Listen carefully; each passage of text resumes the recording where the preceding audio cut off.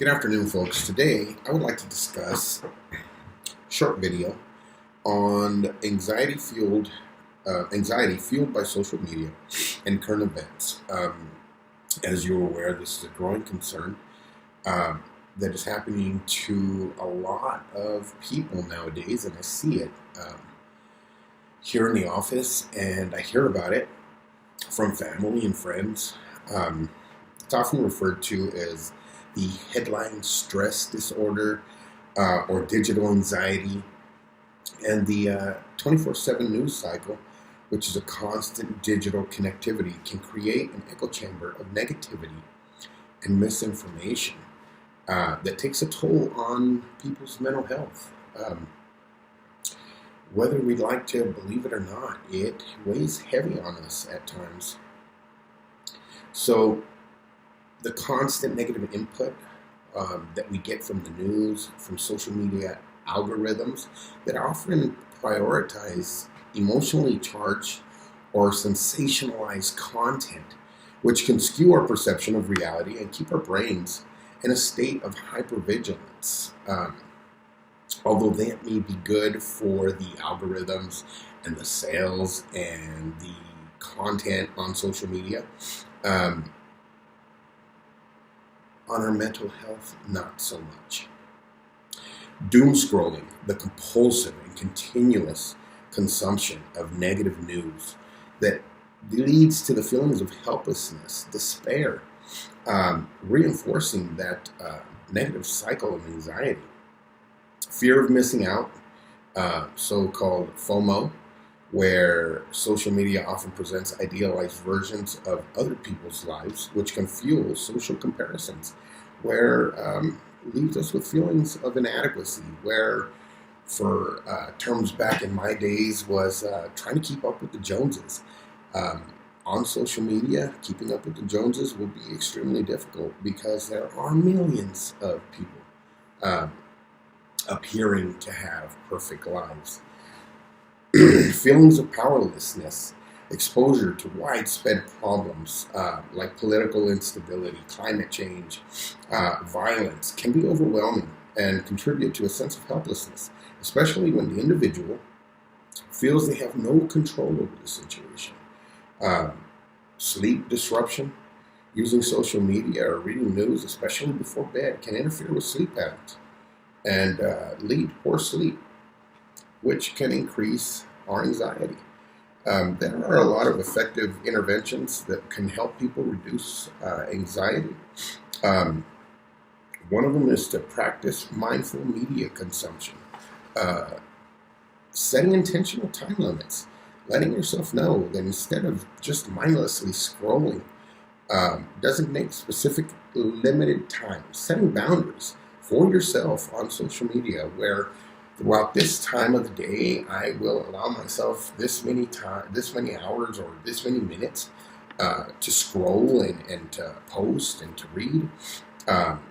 Setting yourself time limits before bed, taking a break when you feel that anxiety coming on.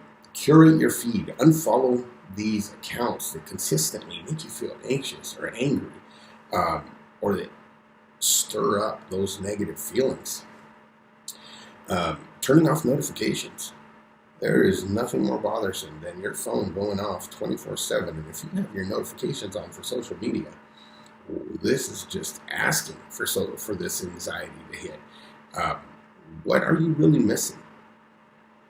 Choosing reliable sources, reputable outlets for the information that you are intaking. That may be a difficult process in itself, finding reliable information. So you may have to cite your sources and actually do some research. Sorry to say that a lot of the social media posts have never been cited or sourced, but implement regular digital detoxes. So you detox off your social media. You take a break. You deliberately say, I am not going to get on social media for this entire week, this entire month, whatever the case may be, whatever you may need. Create phone-free zones in your household or times. I know in my household, Um, we do not get on the phone when we're having dinner together. That is a no-no. That is our time for us to share our day's experiences and to enjoy each other's company. Fill some time with offline activities. Replace screen time with fun time outside. Enjoy your pets. Um, I know that there was a time when I would sit on the bed and scroll, and my poor dog would die for my attention and just get in front of my phone. Um, and it wasn't until I realized that I was ignoring one of my best friends over looking at Facebook, getting anxiety on this social media, that I put the phone down and played with my dog consciously. So you focus on personal empowerment, channel frustrations into actions. If you see a news story that makes you feel passionate, consider channeling that energy into a positive, proactive step. This could involve volunteering for a cause, signing a petition, donating to an organization working on that specific issue. Take action to reduce the feelings of helplessness. If that is a cause that you see on social media that upsets you and that you feel that nothing is being done, take action. Do something about it. Volunteer, help, donate. Don't add to the cause. Be a part of the solution. Shift your focus to what you can control. Acknowledge that while you cannot control global events, you can influence the personal life and your community. Focus your energy on those areas where you can make a tangible difference. Practice self-care and coping techniques. Practice mindfulness. Connect with others. Prioritize your physical health. Get enough sleep.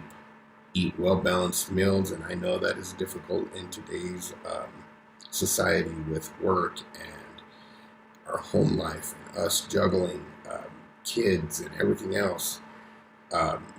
Exercise regularly is crucial for managing stress and anxiety. And if things are out of control and these self-help interventions are not functioning properly, seek professional support. There's nothing wrong with seeing a therapist, talking to a counselor. Recognize when you need help. Recognize if the anxiety that you are getting is getting too much. They have medications for this. And being on anxiety medication is not the end of the world. It is a therapeutic treatment that is required sometimes for a lot of people. It doesn't make you worse. It doesn't make you bad.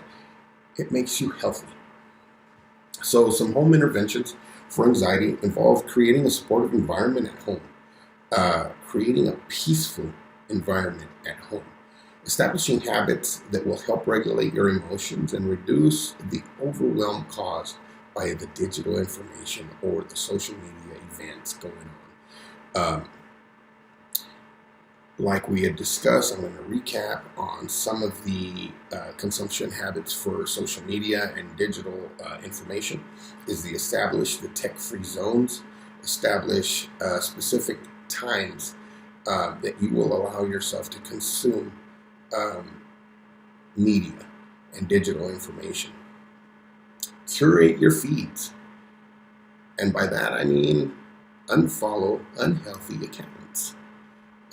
Make sure that the information that you're getting, if it's causing stress, do you really need that in your life? And then create a digital curfew at a certain time before bed. At least give yourself 2 hours to decompress from all this stress. The recommended is 30 to 60 minutes. Do I feel that's enough? No, I usually lay in bed rolling around twice that long. So I would say at least 2 hours before bedtime, turn off your screens. Be mindful, be present, so that you can get a peaceful sleep routine. And that is crucial for managing your anxiety.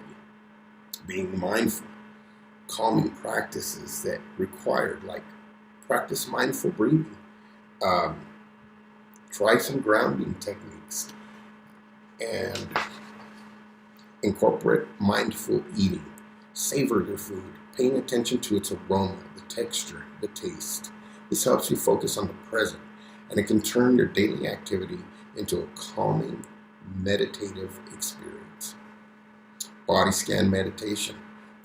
This practice involves mentally scanning your body from head to toe, noticing any areas of tension. It can help you recognize with your body and your consciously relaxed, tightening muscles.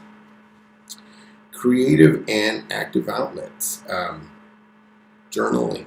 Journaling is an amazing way to be able to identify or gain clarity and identify your patterns in your anxiety by writing down untangible racing thoughts and processing your emotions in a safe space.